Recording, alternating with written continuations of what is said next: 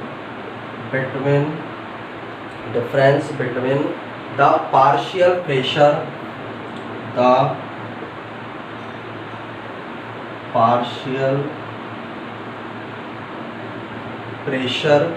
of the gases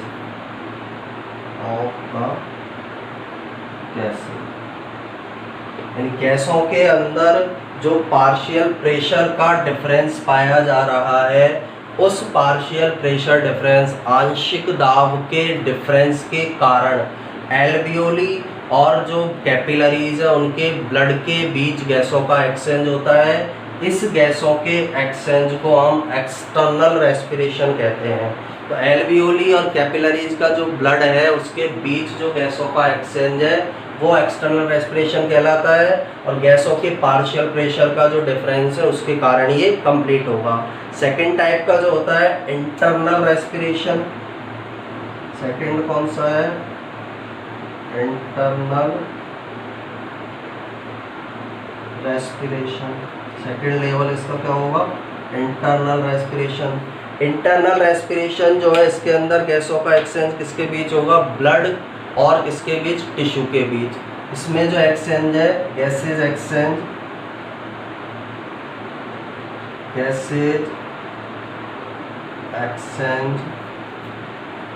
between the blood and tissue. Blood और tissue के बीच गैसों का एक्सचेंज होगा, और किस कारण से होता है, किस प्रोसेस से होता है? Through diffusion.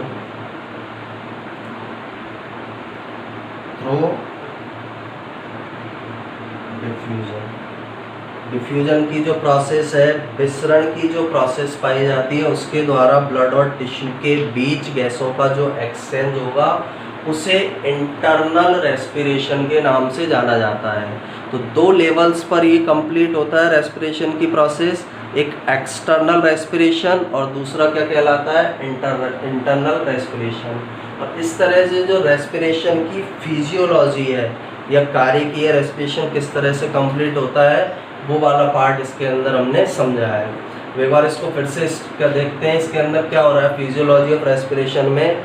सबसे first, the pulmonary movement of air is such A rhythmic process of inhalation and exhalation of air in the lungs which facilitates the gases exchange. जो लंग्स के अंदर पल्मोनरी मूवमेंट एयर का हो रहा है, pulmonary movement का मतलब है ये जो बाहर से एयर आ रही है, अंदर से एयर बाहर जा रही है। पल्मोनरी मूवमेंट जो है एक रिदमिक प्रोसेस है, इसमें एक बार इनहेलेशन होता है, एक बार एक्सहेलेशन होता है लंग्स में, जिसके कारण गैसों का एक्सचेंज पॉसिबल हो पाता है। Second, fourth is aero navigation the respiratory system uses. ये एयर का जो नेविगेशन है, अंदर से बाहर जाना, बाहर से अंदर आना, इसके लिए रेस्पिरेटरी सिस्टम क्या यूज करता है? The negative pressure gradient between the atmosphere and alveoli. वातावरण और एल्वियोलाई के बीच जो प्रेशर ग्रेडियंट, दाब प्रवणता का अंतर है, नकारात्मक दाब प्रवणता जो पाई जा रही है, उसका यूज करेगा। Second, the contraction and relaxation of diaphragm. Diaphragm में जो कॉन्ट्रैक्शन और रिलैक्सेशन प्रोसेस है, संकुचित होने की, फैलने की जो प्रोसेस है, उसका यूज रेस्पिरेटरी सिस्टम करता है। Because of these reasons, the high pressure air from the atmosphere enter inside the lungs. अब ये जो दो रीज़न है, इनके कारण जो हाई प्रेशर एयर है एटमॉस्फेयर से लंग्स के अंदर एंटर हो जाती है। बाहर हाई प्रेशर वाली एयर है तो वो अंदर लंग्स के अंदर एटमॉस्फेयर से एंटर हो जाएगी। The respiration process is carried out of two level. दो लेवल पर रेस्पिरेशन की जो प्रोसेस है वो कंप्लीट होती है। रेस्पिरेशन की जो प्रोसेस है वो कितने लेवल्स पर संपन्न होती है? दो लेवल्स पर इसको संपन्न किया जाता है। रेस्पिरेशन की प्रोसेस को दो लेवल पर कंप्लीट किया जाता है। पहला एक्सटर्नल रेस्पिरेशन, दूसरा इंटरनल। एक्सटर्नल जो रेस्पिरेशन है, इसमें गैसों का एक्सचेंज एल्वियोली और कैपिलरीज के ब्लड के बीच होगा। एल्वियोली जो जिसमें एयर भरी हुई है उसमें, और कैपिलरीज के अंदर जो ब्लड है उसके अंदर गैसों का एक्सचेंज होगा। और ये गैसों का एक्सचेंज गैसों का जो पार्शियल प्रेशर डिफरेंस है उसके कारण होता है। पार्शियल प्रेशर डिफरेंस को हम PO2 PCO2 से रिप्रेजेंट करते हैं। तो पार्शियल प्रेशर डिफरेंस जो है दाब के अंदर, आंशिक दाब के अंदर जो अंतर है उसके कारण एल्वियोली में और ब्लड जो है कैपिलरीज का, उसमें गैसों का एक्सचेंज होगा, जिसे एक्सटर्नल रेस्पिरेशन कहते हैं। इंटरनल रेस्पिरेशन में गैसों का जो एक्सचेंज है ब्लड जो कैपिलरीज के अंदर बह रहा है और टिश्यू के बीच होगा, सेल्स के बीच होगा। और ये जो एक्सचेंज है ये किस प्रोसेस से होता है? डिफ्यूजन, विसरण इसे हम बोलते हैं। और डिफ्यूजन प्रोसेस के अंदर क्या होता है? हायर कॉन्सेंट्रेशन से मॉलिक्यूल लोअर कॉन्सेंट्रेशन की ओर जाते हैं। ब्लड के अंदर ऑक्सीजन ज़्यादा है, टिश्यू के अंदर कम है, तो ऑक्सीजन ब्लड से टिश्यू में चली जाएगी। टिश्यू में CO2 ज़्यादा है, ब्लड में कम है, तो टिश्यू से CO2 किस में आ जाती है? ब्लड में आ जाती है। ये ब्लड जो है इस ऑक्सीजन को वापस एल्वियोली में लाएगा और एल्वियोली से इसे बाहर CO2 को बाहर निकाल दिया जाता है। तो इस तरह से जो गैसों का एक्सचेंज है हमारे रेस्पिरेटरी सिस्टम के अंदर कंप्लीट होता है। इसे हम फिजियोलॉजी ऑफ रेस्पिरेशन कहते हैं। तो यहाँ पर हमारा जो रेस्पिरेटरी सिस्टम है ह्यूमन का वो कंप्लीट होता है। नेक्स्ट लेक्चर से हम सर्कुलेटरी सिस्टम को स्टार्ट करेंगे। ब्लड और सर्कुलेटरी सिस्टम जो है उसको हम नेक्स्ट लेक्चर में स्टार्ट करेंगे। Thank you.